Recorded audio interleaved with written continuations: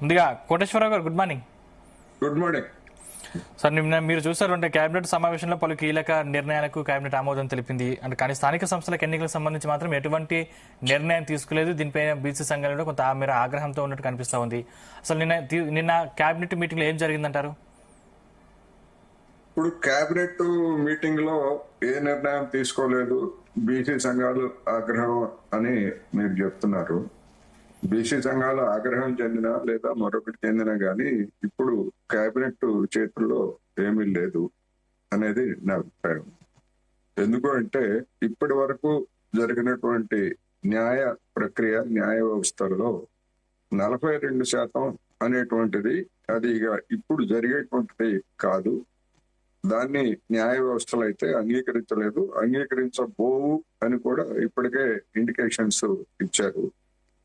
అటువంటిది ఏదైనా జరగాలంటే రాజ్యాంగ సవరణ ద్వారా, పార్లమెంటు రాజ్యాంగ సవరణ ద్వారా చేసినప్పుడు మాత్రమే కోర్టులు వాటిలో జోక్యం చేసుకోవు అనేటువంటిది స్పష్టమైంది.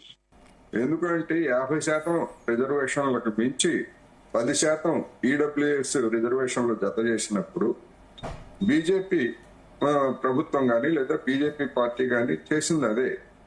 50% నిబంధన ఉన్న కారణంగా అది కోర్టులో చెల్లదు అనేటువంటి ఉద్దేశంతో రాజ్యాంగ సవరణ ద్వారా కేంద్ర ప్రభుత్వం ఆ రోజు ఈడబ్ల్యూఎస్ రిజర్వేషన్స్ ని ఒక రక్షణ కల్పించింది. అదే విషయాన్ని దాని మీద సవాల్ చేసినటువంటి కేసులో 2022లో సుప్రీంకోర్టు అదే విషయం చెప్పింది. అది రాజ్యాంగ సవరణ ద్వారా చేసినటువంటి రాజ్యాంగబద్ధమైనటువంటి అంశం కనుక దాన్ని మేము తిరస్కరించలేమని చెప్పేసి ఆమోదం తెలిపింది. ఈ 42% అనేటువంటిది ఒకటానికి వచ్చేసరికి అదే సమస్య.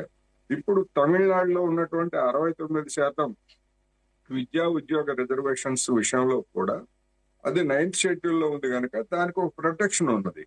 దాన్ని కూడా సమీక్షించవచ్చు అని సుప్రీంకోర్టు చెప్పింది. At the same time Tamil Nadu స్థానిక సంస్థల ఎన్నికల్లో కూడా 50% నిబంధన అనేటువంటిది ఉండాలి. దానికి అనుగుణంగా ఎవరికి ఎన్ని రిజర్వేషన్లు ఇవ్వాలనేటువంటిది మీరు నిర్ణయించుకోవాలనేటువంటిది సుప్రీంకోర్టు ఆల్రెడీ ఇండికేషన్ ఇచ్చింది. అటువంటి స్థితిలో తెలంగాణలో తీసుకొచ్చినటువంటి జీవో గానీ లేదా ఈ ప్రక్రియ అంతా కూడా నిలిచేటువంటిది కాదనేది అర్థమైంది. అందుకని నిన్న మంత్రివర్గంలో దాన్ని ఎందుకు వాయిదా వేశారు అంటే ఎన్నికలు జీవో నెంబర్ 9 మీద సవాల్ చేసినటువంటి కేసు ఒకటి ఉండగా ఎన్నికలు జరపాలి అనేటువంటి మరొక కేసు కూడా దాఖలైంది. అందుకని ఆ మరొక కేసు సందర్భంగా రాష్ట్ర ప్రభుత్వం అఫిడవిట్ ఇవ్వాలి. ఎన్నికల సంఘం రాష్ట్ర ప్రభుత్వం కూడా అఫిడవిట్ ఇవ్వాల్సి వస్తుంది. దానికి కూడా 2 వారాలు గడువు ఇచ్చింది.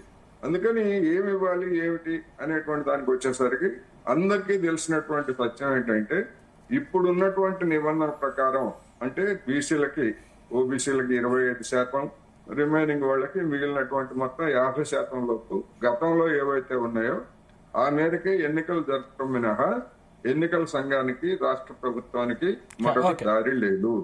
అయితే అది ఇప్పుడు జూబ్లీ హిల్స్ ఎన్నికల సందర్భం గనక ఇప్పుడు దానికి ముందు ఆ విధమైనటువంటి నిర్ణయం తీసుకున్నా, ప్రకటన చేసినా దాని ప్రభావం ఎన్నికల మీద పడుతుంది కనుక మంత్రివర్గం దాన్ని వాయిదా వేసింది. అందువల్ల ఇది అందరికీ తెలిసినటువంటి అంశమే. ఆ తర్వాత అనివార్యంగా ఇప్పుడు ఉన్నటువంటి నిబంధనల ప్రకారం 50% రిజర్వేషన్స్ తోటి ఎన్నికలు జరుగుతాయి.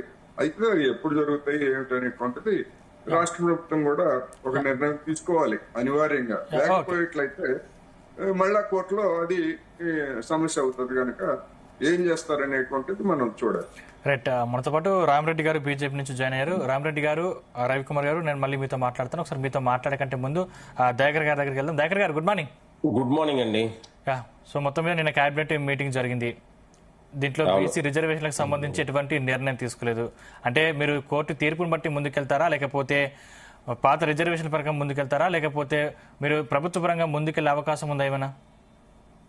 ఆల్రెడీ నవంబర్ 3వ తారీఖున స్థానిక సంస్థల రిజర్వేషన్ల పైన ఏదైతే ఉందో ఆ రోజు కోర్టు తీర్పు వచ్చే అవకాశం కూడా ఉన్నటువంటి సందర్భంలో బలమైన వాదనలు నిలిపించి మరొకసారి కోర్టులలో కూడా జరిగినటువంటి రాష్ట్ర ప్రభుత్వం తీసుకొచ్చినటువంటి ఒక శాస్త్రీయబద్ధమైనటువంటి రిజర్వేషన్ల ప్రక్రియ కావచ్చు, కులగణన అంశం కావచ్చు, డెడికేషన్ కమిషన్ అంశాలు కావచ్చు, ఇవన్నిటిని కూడా కోర్టు దగ్గర బలంగా మనం వాదనలు వినిపించాలనే ఆలోచన ఒకటి ఉంది. దాంతోపాటు సుప్రీంకోర్టులో కూడా మీరు హైకోర్టులో తెలుసుకోవాలని ఏదైతే ఇచ్చిందో దాని సందర్భంగా 3వ తారీఖు వస్తున్నటువంటి సందర్భంలో వెయిట్ చేసి కోర్టు ఏం చెప్తుందో దాన్ని బట్టి ఆలోచన చేయాలనేది ఒకటి చేస్తా ఉన్నాం.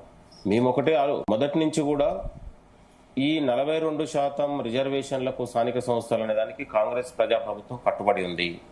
ఇవాళ బీజేపీ దీనిపైన కనీసం చర్చ లేకుండా బిల్లు పంపిస్తే దానిపై నిర్లక్ష్యం చేసి కనీసం ఈడబ్ల్యూసీ తరహాలో ఈడబ్ల్యూసీ 103 అమెండ్మెంట్ తీసుకొచ్చి రాత్రికి రాత్రే ఇవాళ ఈడబ్ల్యూసీ రిజర్వేషన్లు ఎక్కడ కూడా ఒక కమిషన్ లేదు, ఒక చర్చ లేదు, ఒక అభిప్రాయాలు లేకుండా రాత్రి తీసుకొచ్చారు.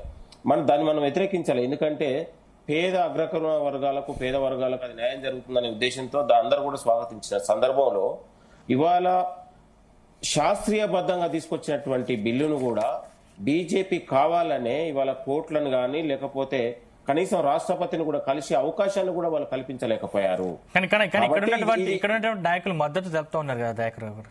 ఇవాళ అసెంబ్లీలో తీర్మానానికి బీజేపీ మద్దతు ఇచ్చి ఇవాళ బిల్లు ప్రక్రియ కనీసం గవర్నర్ కలవడానికి కూడా వాళ్ళు సుముఖత చూపించిన పరిస్థితి. ఈ రాష్ట్రంలో 8 మంది ఎంపీలు ఉన్నారు.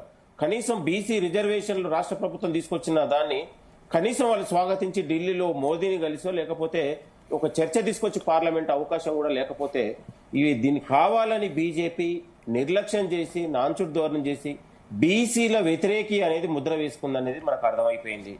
కాబట్టి ఏది ఏమైనా కాంగ్రెస్ ప్రజాప్రభుత్వం బీసీల వెన్నంటే ఉంటది, బీసీల రిజర్వేషన్ల కట్టుబడి ఉంటది.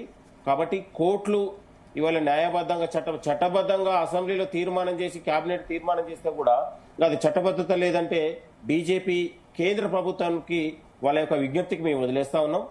ఏది ఏమైనా ఈ దేశంలో కాంగ్రెస్ మొదటి నుంచి కూడా కమిషన్లు వేసింది. ఇవాళ ఈ దేశంలో 1959 నుంచే కాకా కలెక్టర్ కాంచి కమిషన్ వేసి ఈ దేశంలో మొత్తం బీసీల అభ్యున్నతి కోసం ఇవాళ వాళ్ళ స్థితిగతి కోసం రాజకీయ సామాజిక ఆర్థిక కోణాలను ఉద్దేశించి ఇవాళ కాకా కలెక్టర్ కాంచి లేకపోతే మనం ఏది అనంతరాం కమిషన్ కాంచి లేకపోతే నిన్నగాక మనటువంటి ఇలా భూసార వెంకటేశ్వర కమిషన్ కాంచి ఈ దేశంలో కాంగ్రెస్ పార్టీ ద్వారానే కమిషన్లు వేసి ఈ దేశంలో బీసీ రిజర్వేషన్లు కావచ్చు, బీసీల అధ్యయనం కావచ్చు, దేశంలో మొట్టమొదటిసారి ఇలా బీసీల వెన్నంటి ఉంది కాంగ్రెస్ ప్రజాప్రభుత్వం, కాంగ్రెస్ పార్టీ కూడా. బీజేపీ మొదటి నుంచి కూడా బీసీల వ్యతిరేకమే. ఆనాడు మండల కమిషన్ వ్యతిరేకంగా వాళ్ళు కమండాల ఉద్యమాన్ని నడిపారు. మండల కమిషన్ వ్యతిరేకించిన వాళ్ళు, రిజర్వేషన్ వ్యతిరేకించిన వాళ్ళు.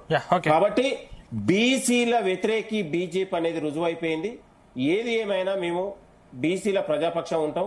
బీసీలకు 42% స్థానిక సంస్థల్లో రిజర్వేషన్లు దక్కాలనే ఆలోచనతోనే ఇంత గొప్ప ప్రక్రియ చేసింది ఈ ప్రజాప్రభుత్వం ముఖ్యమంత్రి రేవంత్ రెడ్డి గారి నాయకత్వంలో. కాబట్టి ఇవాళ ఢిల్లీలో ధర్నా చేస్తే బీజేపీ వాళ్ళు రారు, బీఆర్ఎస్ వాళ్ళు రారు, కనీసం ఇక్కడ